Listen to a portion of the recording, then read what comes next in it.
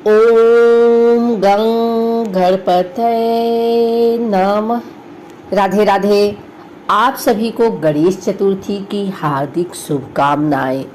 आइए सुनते हैं आज गणेश चतुर्थी पर चौथ माता की कहानी। एक बुढ़िया माई के ग्वालिया बाछलिया नाम का बेटा था। बुढ़िया माई अपने बेटे के लिए 12 महीने की सभी चौथ करती थी। बेटा लकड़ी लेकर आता था और दोनों माँ बेटा उनको बेचकर गुजारा करते थे।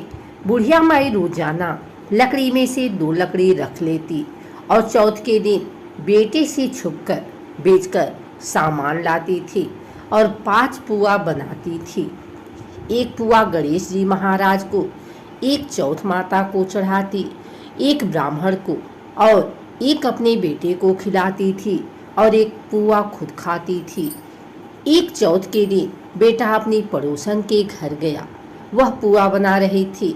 जब उसने पूछा कि आज क्या है जो पुए बना रखे हैं, तब वह बोली, मैंने तो आज ही बनाए हैं, पर तेरी माँ तो चारों चौथ को पुए बनाती है। उसने जाकर माँ से पूछा, माँ तू रोज पुए बनाती है, मैं इतनी मेहनत से कमाता हूँ। बुढ़िया माई बोली, मैं तो चौथ माता का व्रत करती हूँ। वह बोला कि तू मुझे रख ले या तू चौथ माता को ही रख ले।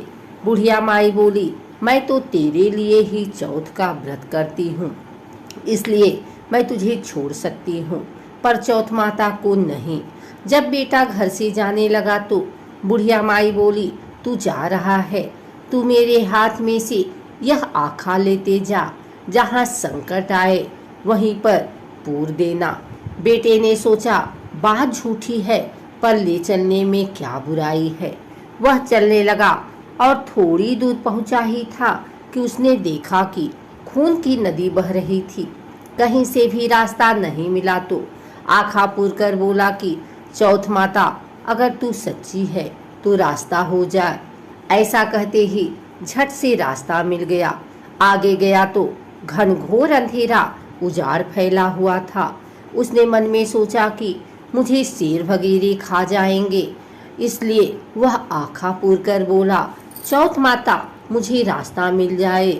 और तब जल्दी से रास्ता मिल गया। वह आगे चला गया। जाते जाते एक राजा की नगरी में पहुंचा। वहां का राजा रोजाना एक आदमी की बलि देता था। वह एक बुढ़िया माई के पास गया। वह बुढ़िया माई रोती जा रही थी और पुए बना रही थी। लड़के ने बुढ़िया माई से पूछा कि बुढ़िया माई क्यों रो रही हो?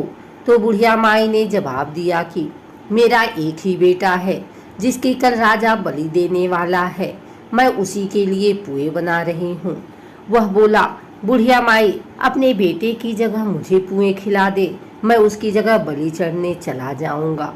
बुढ़िया माई ने कहा कि मैं दूसरे के पुत्र को कैसे भेज सकती हूँ, लेकिन वह नहीं माना। तो बुढ़िया माई ने उसको पुए खिला दिए।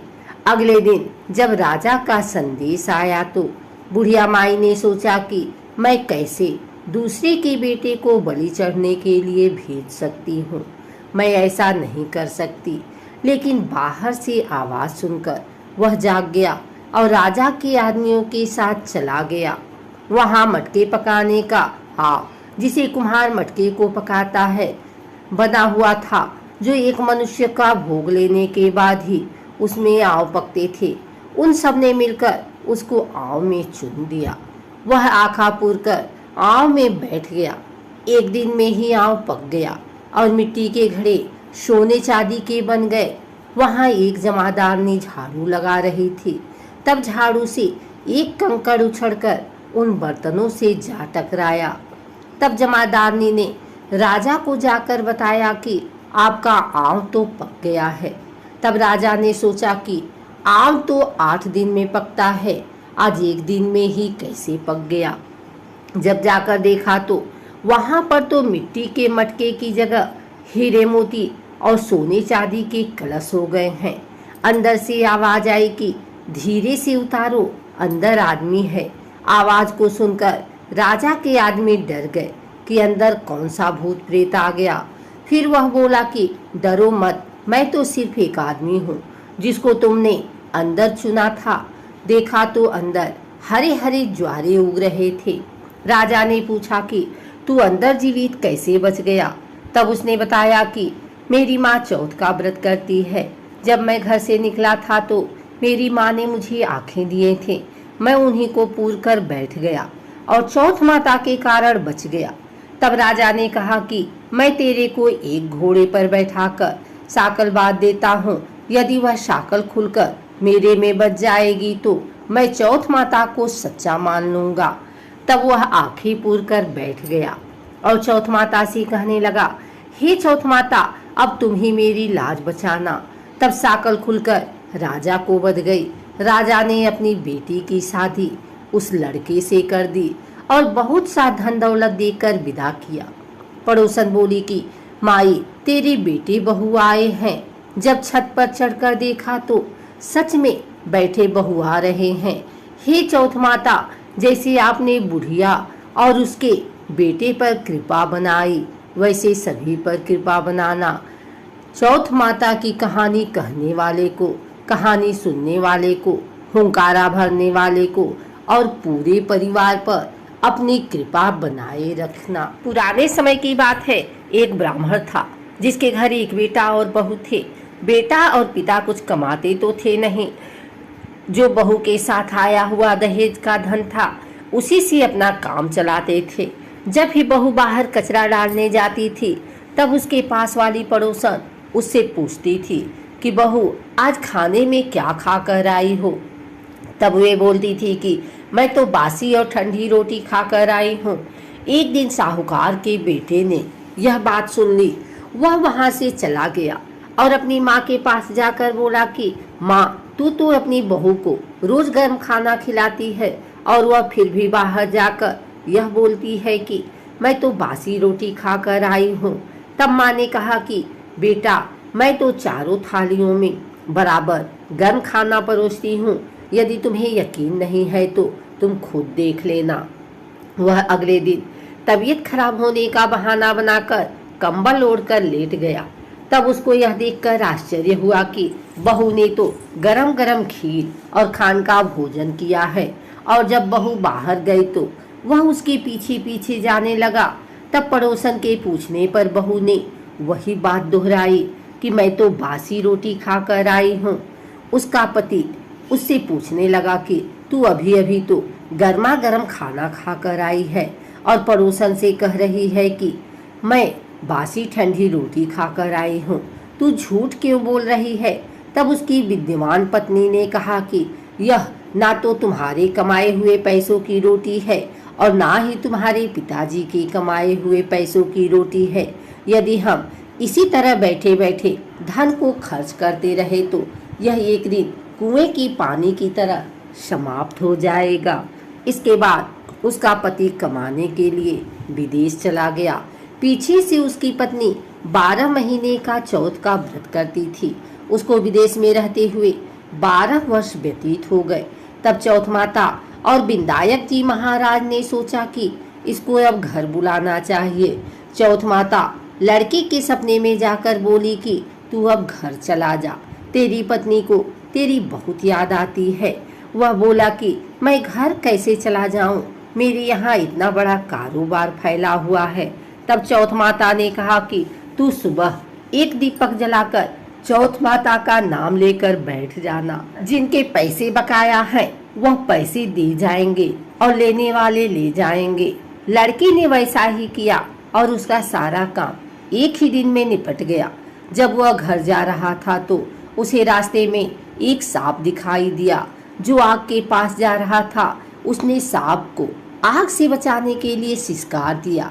ऐसा करने से नागराज क्रोधित हो उठे और कहा कि ये पापी, मैं तो इस नाग योनि से मुक्ति के लिए जा रहा था और तूने मुझे सिसकार दिया, अब मैं तुझे डस लूंगा। तब वह लड़का बोला कि मैं 12 वर्ष बाद अपने घर जा रहा हूँ, आप मुझे अवश्य ही डस लीजिएगा, किंतु आज मुझे अपने घर वालों से मिलने दीजिए। आप कल रात को आकर मुझे डस लेना।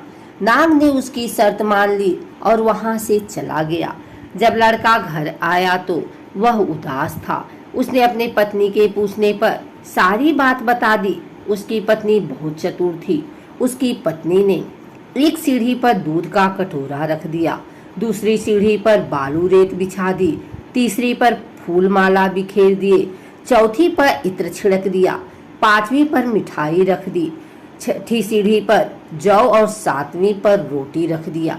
रात को जब सब सांप आया तो सबसे पहले ठंडी ठंडी रेत में लौट कर आया। फिर दूसरी सीढ़ी पर दूध पीकर कहा कि मैं एक ब्राह्मणी के बेटे को डसता तो नहीं, लेकिन वचन दिया हुआ हूँ, इसलिए डसना पड़ेगा। फिर हुआ माला फूल की सीढ़ी से होता हुआ प्रसन्नता पूर्वक इत्र की खुशबू लेता हुआ ऊपर की ओर आने लगा। सांप को ऊपर आता हुआ देखकर विनायक जी ने चौथ माता से कहा कि इस ब्राह्मणी के बेटे की रक्षा करनी होगी, क्योंकि इसकी पत्नी इसके लिए चौथ का व्रत करती है, उसका फल तो देना ही पड़ेगा।